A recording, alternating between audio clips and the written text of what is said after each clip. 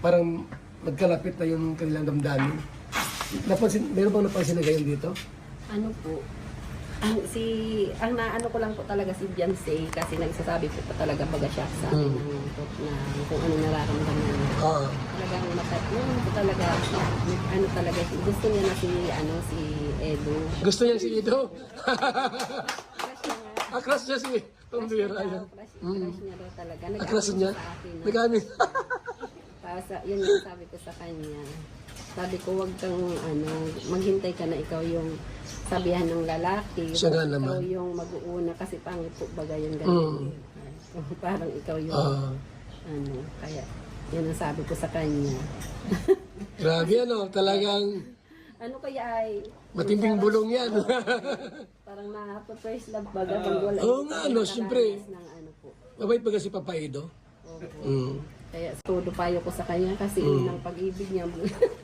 Siya nga naman, Mayroon pag nasaktan. Mahirap pag nasaktan talaga. Baka magmadre na. Matagal na yung first love. First love. Maganda yung nagawa mo na. First love never dies. Mas maganda yung nalalaman mo na kung sino yung crush Yung niya. binabarkada binabarkada. talaga. Pero may panahon ba na nakita mong parang sweet yung dalawa? May ganun bang na moment na nakita mo dyan na naglalakad tapos parang kumbaga sa higit pa sa kaibigan yung nakita mo?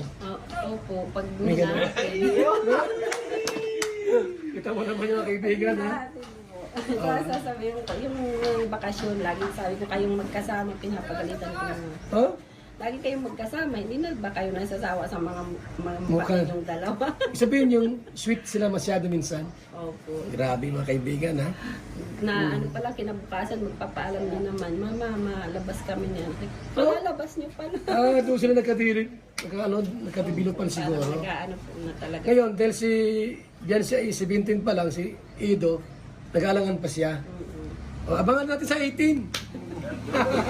Adoy, siya na yan. Wala ka